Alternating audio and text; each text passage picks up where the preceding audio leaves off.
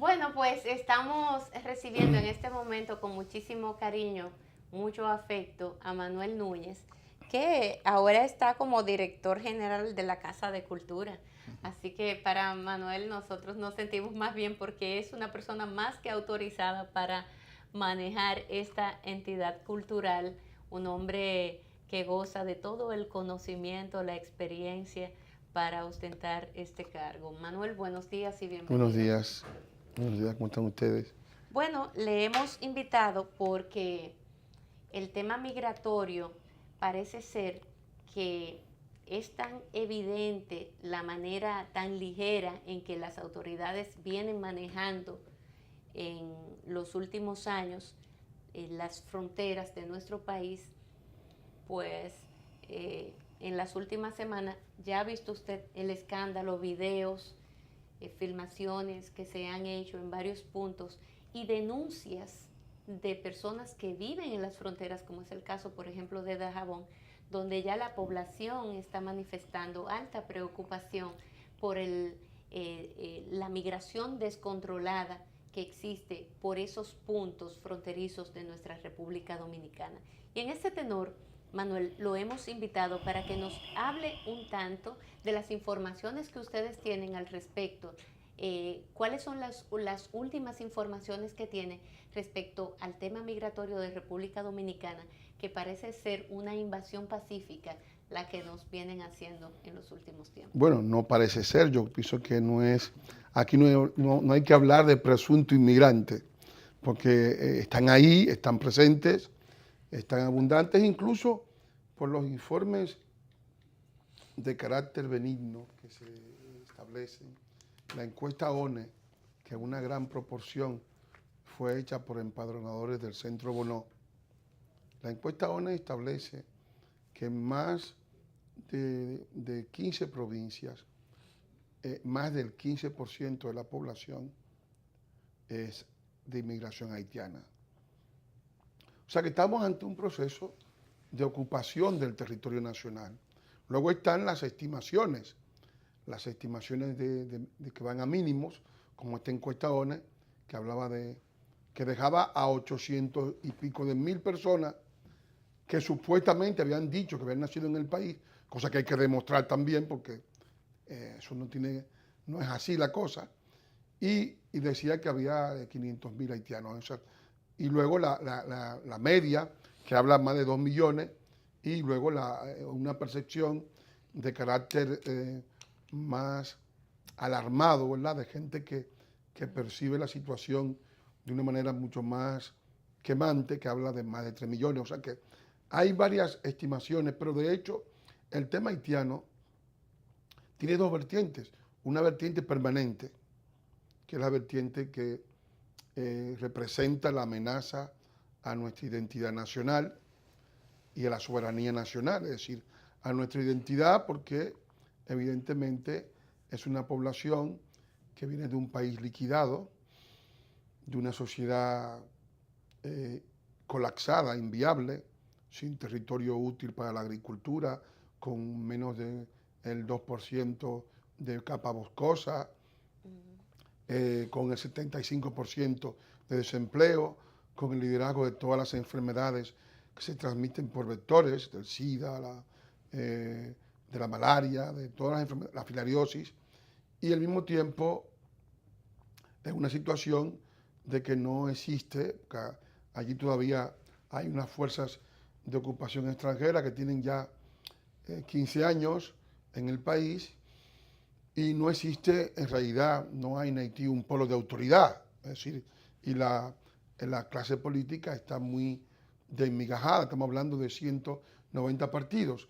Entonces, en una situación como esa, que es la situación del país más pobre del continente, uno de los 10 estados fallidos más despauperados del mundo, se produce el desplazamiento, no una inmigración, el desplazamiento de una población hacia nuestro país que tiene una frontera con ese país de 392 kilómetros de longitud. Y ese desplazamiento provoca en nuestro país enormes trastornos ha producido una desnacionalización de toda la agricultura, de toda la mano de obra en la construcción, que es la mayor bolsa de empleos que el país crea, porque el gobierno, cuando hace las grandes obras, como el metro, crea una gran cantidad de empleo para tratar de transmitirle a su población, no a la ajena, a su población, el bienestar de la economía. Y eso no tiene ninguna repercusión, porque eso se está privando al dominicano pobre, de los mecanismos de supervivencia. Y ese dominicano pobre, a su vez, está estallando por otras vías. Es decir, lo que nosotros le quitamos al dominicano provoca y dispara todos los demás índices negativos de la República Dominicana. Nosotros estamos viendo el crecimiento del narcotráfico, el crecimiento de la prostitución, el crecimiento de la inmigración ilegal, el crecimiento de la desesperanza del dominicano, el crecimiento del juego. Sí, todos los indicadores que se disparan cuando tú le quitas a tu población el mecanismo de supervivencia masivamente. Pero además, cuando le quitas además sus propias conquistas sociales, porque los hospitales dominicanos están colapsados. Y el gobierno, en un estado quizás un poco demagógico, de decir que iba a quitar el copago, es decir, la cuota de recuperación, que es el copago, pensando que los hospitales iban a estar mejor abastecidos ya directamente, sin que la población tenga que hacer ningún tipo de relación. Al quitar el copago, evidentemente, ha sido aún más devastador, porque la población haitiana, que nunca pagó el copago, porque ellos iban a los hospitales y no pagaban ninguna cuota, considera que esa porción de la salud pública dominicana les pertenece por derecho propio. Y aquellos dominicanos que no están en SENASA, pues están sufriendo la privación. Pero también se está dando en las escuelas y se está dando en las guarderías infantiles. El CONANI está copado de niños haitianos, con la complicidad de UNICEF. Entonces, en ese marco ya de crisis, se produce esta avalancha que viene, en cierto modo, de la dejación, se puede hablar de abandono de la soberanía nacional por parte de los cuerpos que deben garantizarlas. El Estado Dominicano dispone del Ministerio de Defensa, cuya función esencial es salvaguardar la soberanía nacional, es decir, salvaguardar la autodeterminación, la propiedad de la República Dominicana del pueblo dominicano, no de otro pueblo que venga de otro sitio en nombre de unos supuestos derechos humanos que tienen que buscarlo en su país, no en el nuestro. Entonces, esa es la situación. Manuel, yo quisiera preguntarte algo. Históricamente tú has sido uno de los dominicanos que con mayor dedicación ha reflexionado, ha investigado y ha estudiado los efectos perniciosos de la inmigración ilegal en la República Dominicana. Yo recuerdo haber leído un libro tuyo que aborda con mucha seriedad y mucha profundidad hace más de 15 años los casos de la nación dominicana. Y cuando uno te escucha a ti te pone atención porque tú eres un ciudadano con una preocupación honesta, intelectualmente honesta, de hacernos ver a nosotros los efectos perniciosos que tiene una inmigración sin control hacia la República Dominicana. Dos cuestiones quiero preguntarte. Primero, ¿consideras tú que las políticas públicas que ha aplicado el gobierno del presidente actual ha facilitado o ha frenado la migración ilegal de haitianos hacia la República Dominicana? Y segundo, si para un poco mitigar esta inmigración incontrolada que hay desde la parte oeste de la isla, es necesario lo que sectores radicalizados y muy alarmados, probablemente con su justificación, han propuesto la construcción de un muro para que República Dominicana pueda preservar su espacio vital de una invasión pacífica? Yo creo que la República Dominicana debe conocer cuál es su especificidad. Porque el hecho de que nosotros hablamos de migración y pensamos, cuando hablamos de migración y comparamos nuestro caso, no podemos pensar que se trata de la migración de personas que vienen de un país, que llegan por avión, que pasan por un aeropuerto y que tienen papeles para entrar y que luego se quedan en el país de manera irregular. Ese no es el caso. Estamos hablando, nosotros nacimos encerrados en una misma isla con el país del cual nos independizamos. Para mantener la continuidad histórica de la República Dominicana, debemos preservar el equilibrio. Es decir, tiene que haber el equilibrio de las poblaciones derechohabientes en la isla de Santo Domingo, que es la isla en la que está sentada nuestro país, de la cual somos el territorio primado de América. Haití es un proceso de 2 siglos posteriores a nosotros, es decir, toda esa parte donde está Haití era Puerto Príncipe, era la Vera Paz, donde el cacique Riquillo holgaba con, y que luego, pues donde se rebeló allí, en la Vera Paz, pues es en Puerto Príncipe. Y había 2 cacicazgos, el de Jaragua y el de Marién, que están en las 2 penínsulas que componen esa parte de la isla de Santo Domingo, que hacia el siglo XVIII, a partir de 1697, después de Risuí, fue convertida en la colonia de Saint-Domingue. El nombre de Haití fue una invención posterior. Pero allí lo que había era Saint-Domingue, que era Santo Domingo. Francia, que trajo esa población, nunca le llamó a eso Haití. Haití es uno de los nombres que aparece en las crónicas que tienen los españoles de el nombre de una porción de la isla en algún momento, porque se hablaban 4 lenguas en la isla de Santo Domingo, a la llegada de los españoles, el macorí de arriba, el macorí de abajo, el taíno y una protolengua procedente del arahuaco-iñeri. Entonces, esa porción allí surgió ese territorio y que luego de haber surgido, pues se produjo como la colonia más rica de Francia y posteriormente se convirtió en un estado agresivo en contra de la existencia de la nación primada de América, que sigue siendo los dominicanos. Entonces, tan rica como tú expresas, sí, Manuel, que Robespierre, uno de los dirigentes de la Revolución Francesa, expresó en el momento más álgido de las contradicciones internas de esa revolución, que preferían perder su colonia más rica en el mundo, que era Saint-Domingue, antes que sacrificar un solo principio de la Revolución Francesa.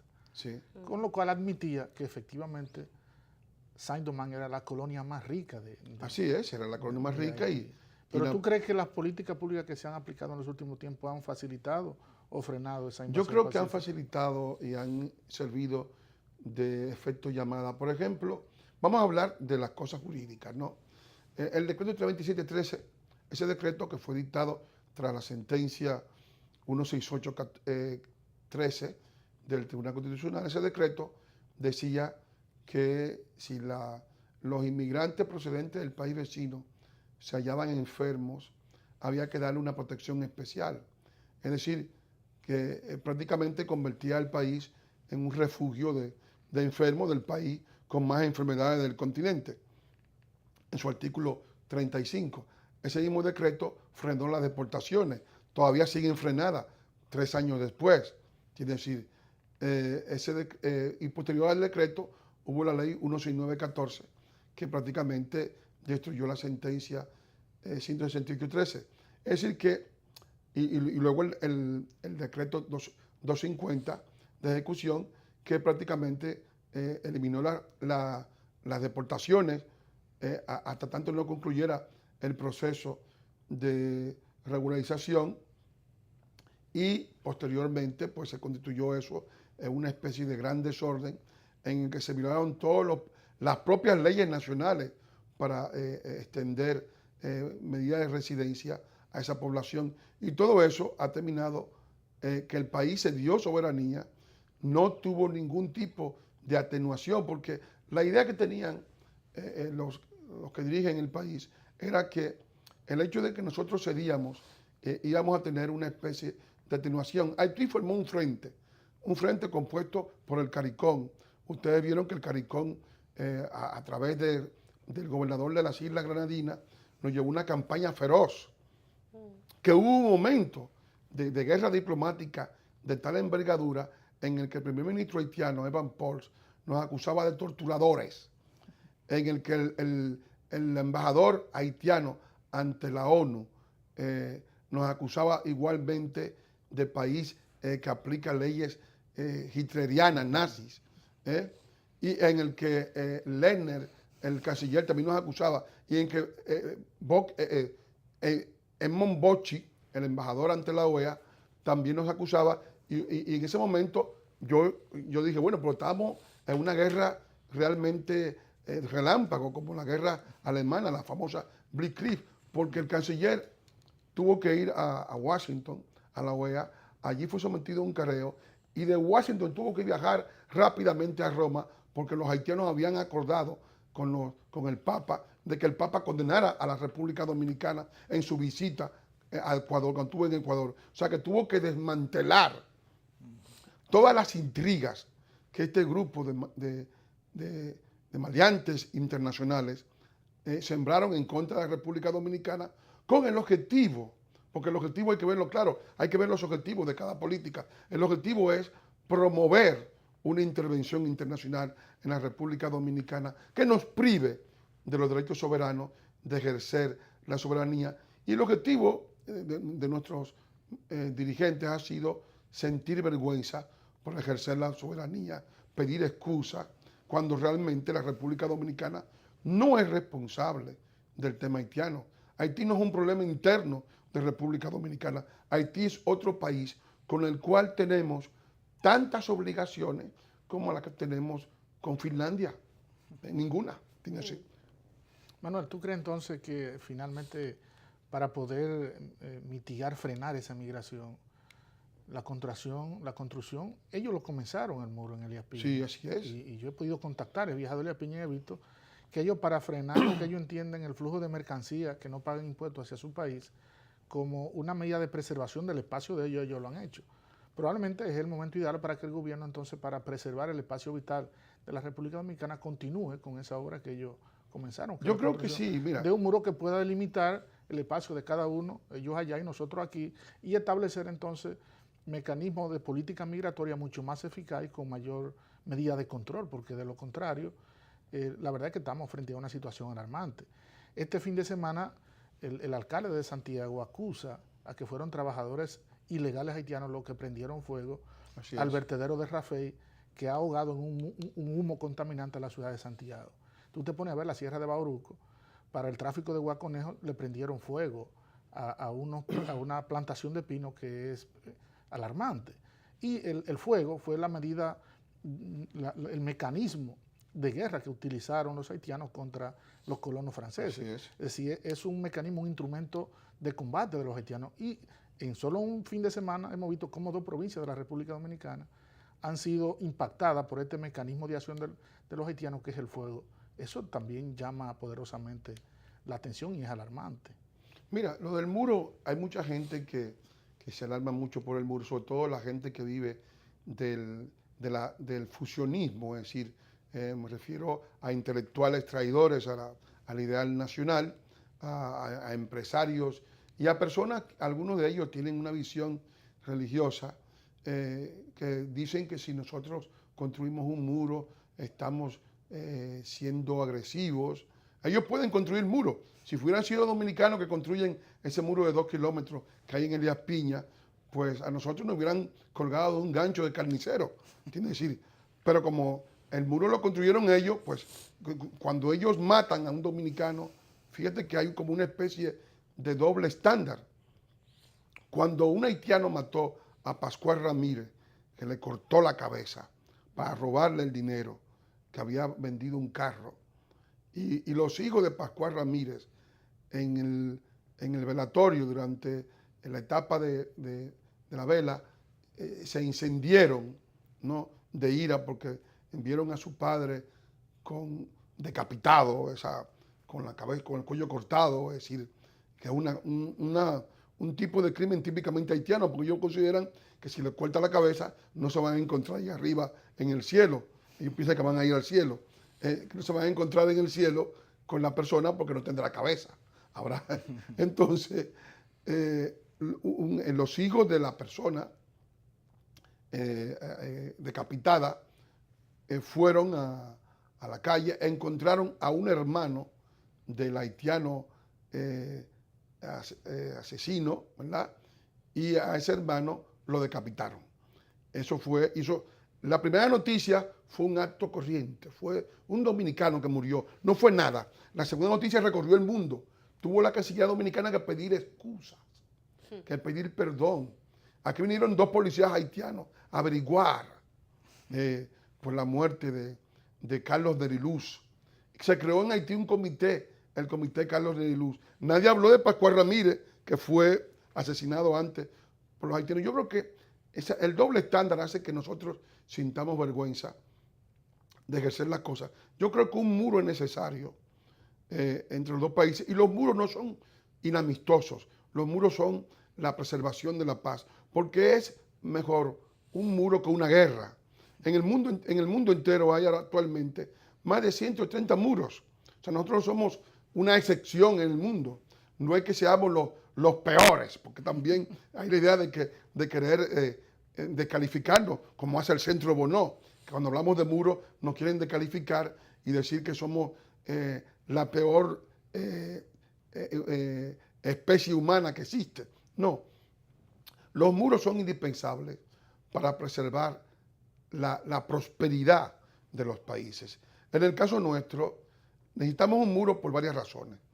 Por una razón territorial, es decir, la República Dominicana no puede existir con la dinámica actual de depredación procedente de Haití. Haití consume 6 millones de metros cúbicos de madera por año, y cada vez más, porque todo el consumo energético de su alimentación depende del carbón vegetal. Esa dinámica no se ha cambiado. La compañía esta, una compañía que intentó cambiarlo, no pudo, y apenas logró que 300 familias usaran gas propano. O sea, y la dinámica, ya estamos hablando de más de 8 millones de personas buscando carbón. O sea, y naturalmente ese carbón se está obteniendo de los bosques dominicanos, desmontando el bosque, incendiando el bosque dominicano, porque tiene necesidad de carbón. Y hay más de 200.000 haitianos que se dedican a eso. Y están establecidos donde nacen los ríos de la República Dominicana, los ríos que nos dan agua a nosotros, los ríos que están para preservar nuestra continuidad histórica, y eso evidentemente hay que pararlo.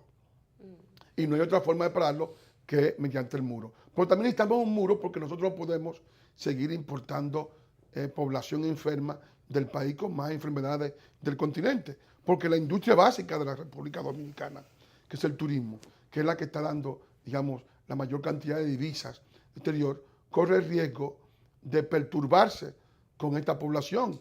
O sea, nosotros vimos que en el año 99 el hecho mismo de un estallido de malaria que hubo en el este del país provocó cancelaciones, lanzó la alarma a los hoteleros de que había que tener cuidado con esta población, que Haití puede, mediante una introducción de enfermedades, atacar el turismo dominicano y volverlo agua de borrajas. O sea que eso es una posibilidad que existe. Hay una relación entre la salud de la población y el turismo, y nosotros no podemos importar población enferma que pueda en cualquier momento destruir el turismo. Pero tampoco podemos importar una población que destruya los mecanismos de supervivencia de nuestras masas pobres.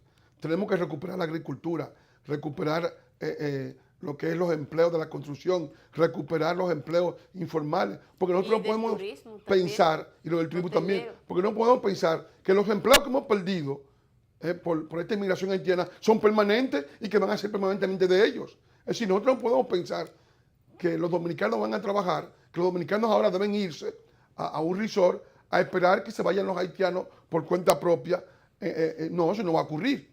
O sea, eso no va a ocurrir. Y como no va a ocurrir, tenemos que luchar por recuperar nuestro bienestar. Y esa recuperación pasa por un control del empleo, por una renacionalización del empleo. Y la cosa hay que llamarla por su nombre. Entonces, nosotros no podemos permitir que una población venida del exterior se apropie de nuestro país. Y para que eso no se produzca, es menester el muro. O O sea, el muro tiene como objetivo proteger la plataforma de nuestro país, nuestro suelo territorial, nuestra agricultura, nuestra foresta, nuestros ríos y además Y sobre todo nuestra cultura. nuestra cultura, es decir, la identidad nacional, es decir, porque también toda esta situación es una doble amenaza. Hay una amenaza de carácter, digamos, cultural, que es el crecimiento de otra nación dentro de la nuestra, y hay una amenaza de carácter político, que es la pérdida cuando esta población que está vinculada psicológicamente a otro país llega y toma la nacionalidad dominicana, se produce entonces la pérdida de la soberanía nacional. Es decir, y esas dos amenazas implican la desintegración de los resultados históricos de nuestra independencia de 1844, cosa que no debemos permitir y que las Fuerzas Armadas y el Ministerio de Relaciones Exteriores, que son los dos mecanismos, uno en el plano internacional y otro en el plano territorial, que deben proteger la estructura nacional, Estado Dominicano, están obligadas a preservar siempre. Manuel, finalmente veo que te estás desempeñando como director de la Casa de Culturas. O De las casas de cultura. Porque Sí. son, o sea, está a cargo de todas las casas de cultura en la República Dominicana a través del Ministerio de Cultura, y me gustaría que brevemente nos hablara de esa experiencia. Ahora verte, ¿verdad?, como funcionario. Bueno, funcionario, a cargo. soy un director. Bueno, pequeño eres director. un funcionario. Bueno, es una palabra muy... Eres un funcionario, aunque Una quizás palabra muy... esa palabra aquí se utiliza solamente que para los ministros, pero No, es se utiliza así. para las personas que tienen funciones. Yo Bueno, sí, soy pero un aquí simple se director. utiliza mal, aquí se interpreta que son los ministros. No, Usted tiene una allá función en muy Europa llaman específica funcionarios hasta las secretarias. Pero bueno, yo soy que debe de ser así. un trabajador de la cultura igualmente y naturalmente como tal, porque esa es mi área de desenvolvimiento. Yo soy en principio lingüista, historiador, literato, o sea que he estado en las tres, he sido toda mi vida profesor de literatura, o sea que evidentemente pues estoy como un poco en mis aguas, y el ministro, que es un gran amigo, me dijo, yo estoy empeñado en un proceso de descentralización. Yo trabajo en las provincias, no trabajo en la capital, de descentralización de la cultura, y para ello evidentemente hay que fortalecer la presencia en las provincias de todos lo que son los mecanismos de transmisión de la cultura. Cultura se compone de tres grandes elementos, ¿no? Del elemento patrimonial, es decir, la cantidad de edificios religiosos y con valor histórico y de lugares históricos que tiene el país, ¿verdad? El patrimonio físico, el patrimonio igualmente de carácter inmaterial, que son las manifestaciones culturales de cada provincia, los congos de Villamella, los churis de Baní, los cachúas de Cabral, es decir, todo ese patrimonio inmaterial que está ahí. Los palos del Espíritu Santo. Los palos del Espíritu Santo, es decir, todo eso lo que son las costumbres, los hábitos, las creencias, la mentalidad del dominicano, que está también ahí. Y luego están, aparte del patrimonio, está la formación. Entonces, en la formación están las escuelas culturales, la escuela de música, la escuela de danza, la escuela de artes plásticas, es decir, los talleres literarios, todo lo que son las escuelas, y luego está todo lo que es la acción misma del ministerio, que son los eventos organizados para dinamizar toda esa política. Entonces, en las tres ramas hay que traspasar lo que se hace en la capital, o sea, sacar el ministerio del ámbito puramente de la capital para llevarlo a tener presencia en la frontera, en Higüey, es decir, en todos los pueblos que están alejados del centro de mando, que es Santo Domingo, y que no debe ser la única expresión de una política cultural. Esa red de casas de la cultura, Manuel, ¿está compuesta por cuántas casas y en cuáles provincias? Bueno, en la red hay casas que pertenecen al ministerio, unas 20, y luego hay casas que corresponden a los ayuntamientos.